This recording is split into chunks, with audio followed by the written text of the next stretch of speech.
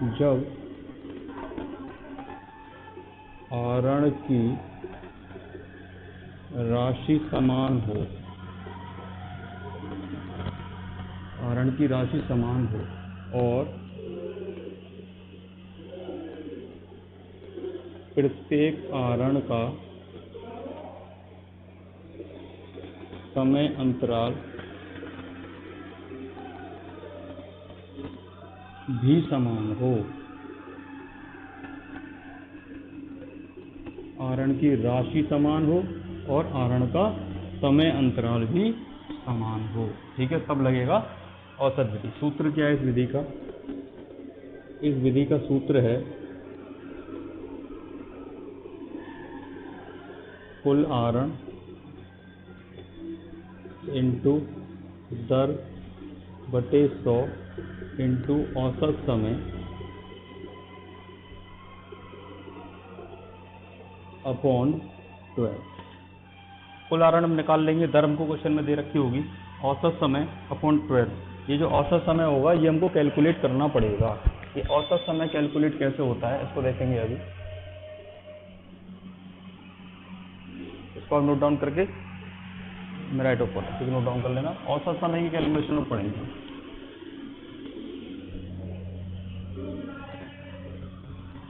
औसत समय की गणना, औसत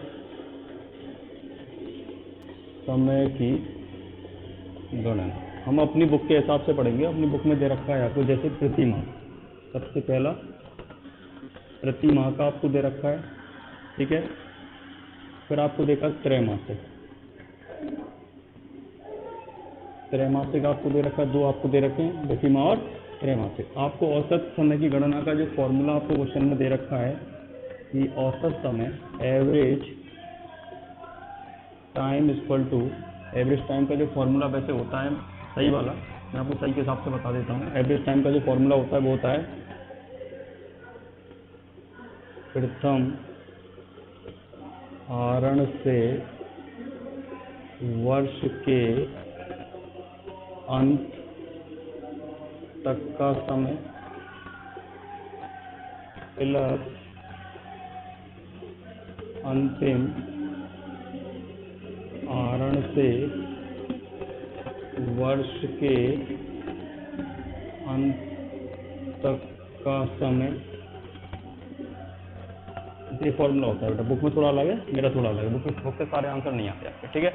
अब जैसे हम पूरे वर्ष आरण करें, पूरे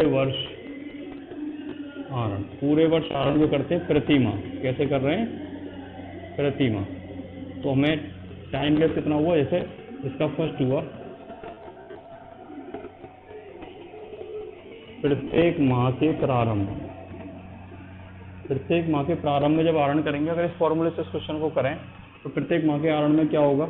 एवरेज टाइम। तो इसके लिए आप ये डायग्राम टाइप में बना लेंगे। जैसे हम मान रहे हैं पहला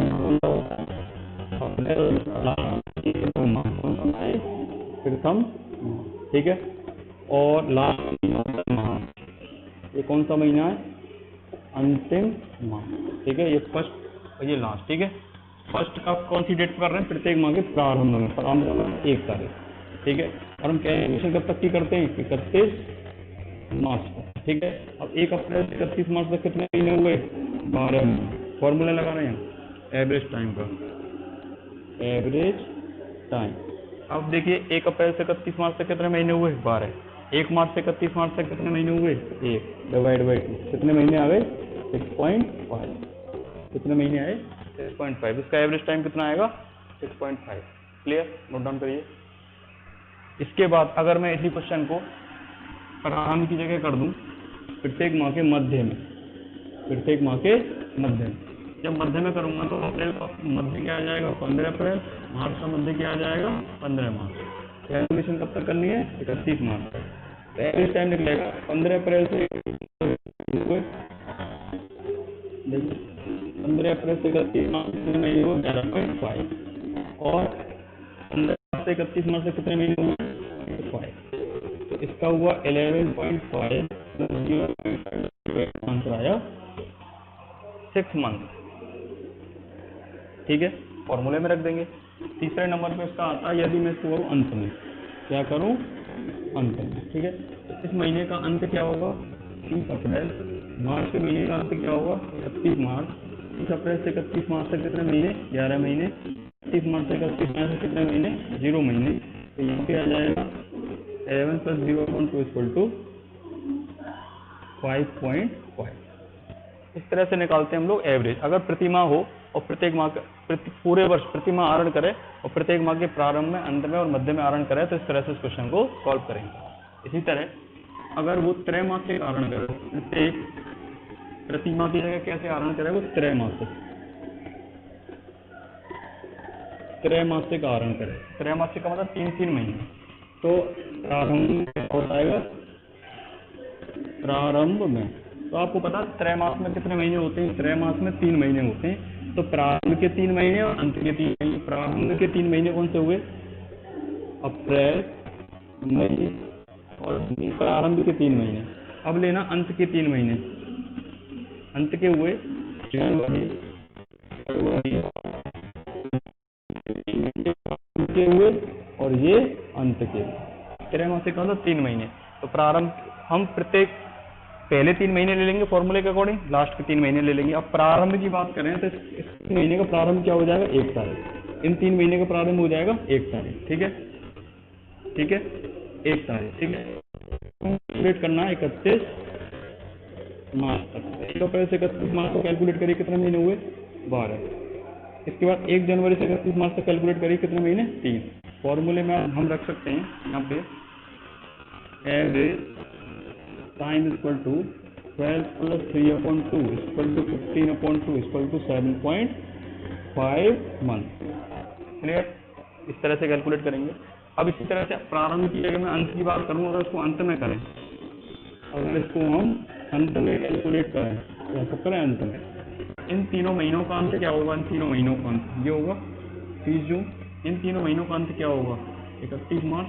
ठीक, हम देखेंगे कैलकुलेशन करेंगे 30 जून से 31 मार्च और 31 मार्च से 31 मार्च, ये हो गए 9 महीने, ये हो गए 0 महीने। कैलकुलेट करेंगे average time equal to 9 + 0/2 = 4.5 month. इसका एवरेज टाइम कितना आएगा 4.5 मंथ। क्लियर। इसी तरह से मध्य का अगर हम करें,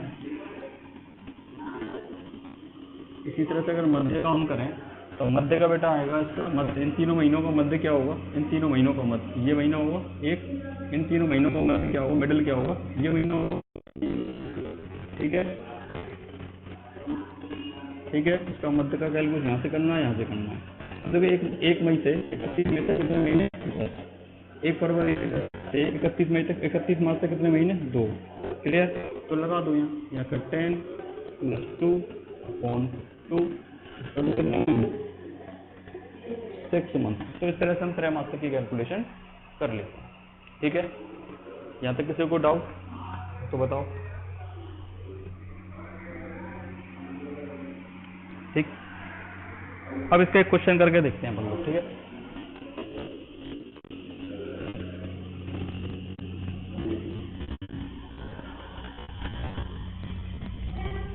जैसे किसी फर्म में 3 साझेदार ए, बी और सी हैं। ए ने 1000 रुपये प्रति माह,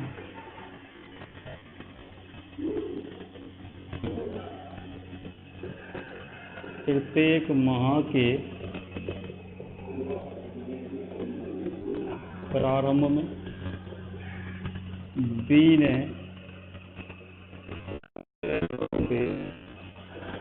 प्रति माह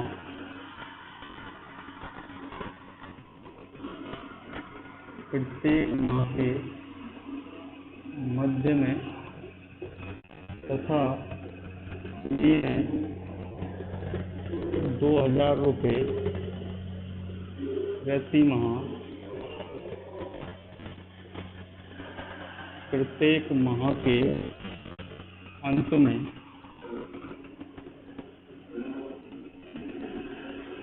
आहरण किया।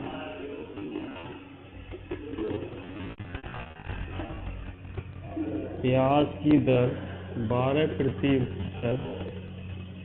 प्रति वर्ष है। आहरण पर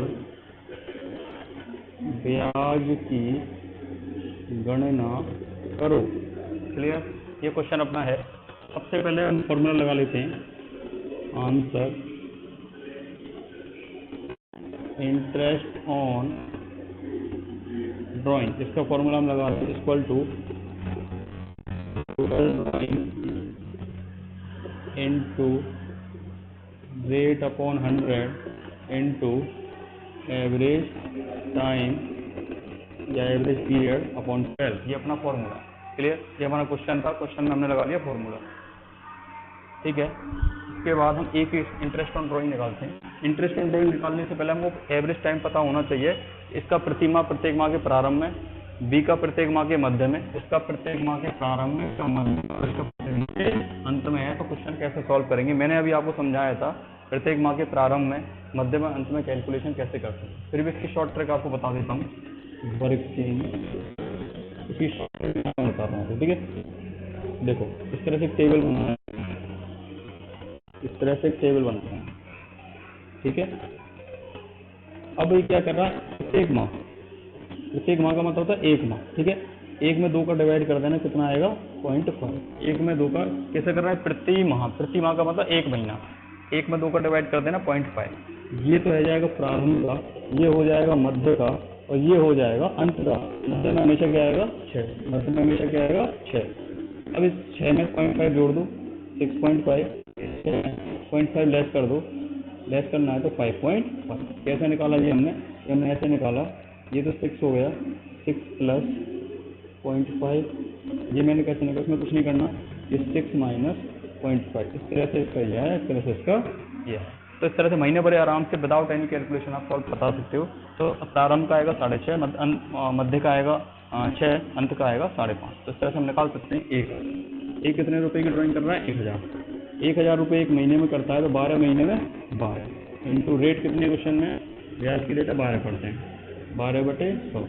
और मैंने बताया प्रारंभ के केस में कितने महीने लगने, 6.5 अपॉन 12। 12 से 12 खत्म, 2 जीरो से 2 जीरो खत्म, 1 जीरो से 1 जीरो खत्म, 25 नंबर रुपये इसका हो गया। इसी तरह से बी का हो जाएगा। बी कितने रुपए का अर्न करता है, बी प्रत्येक माह के मध्य में 1500 रुपये का अर्न करता है। बी करता है 1500 रुपये, एक साल में 12 महीने इंटू 12, रेट 12/100 इंटू, और मध्य में कितने महीने आते हैं 6, 6/12, 2 जीरो, 12 से 12 खत्म, 2 जीरो से 2 जीरो खत्म। ठीक है, 12 से 12 खत्म, 2 जीरो से 2 जीरो खत्म। ठीक है, ये हो गया 80, 1080। क्लियर है?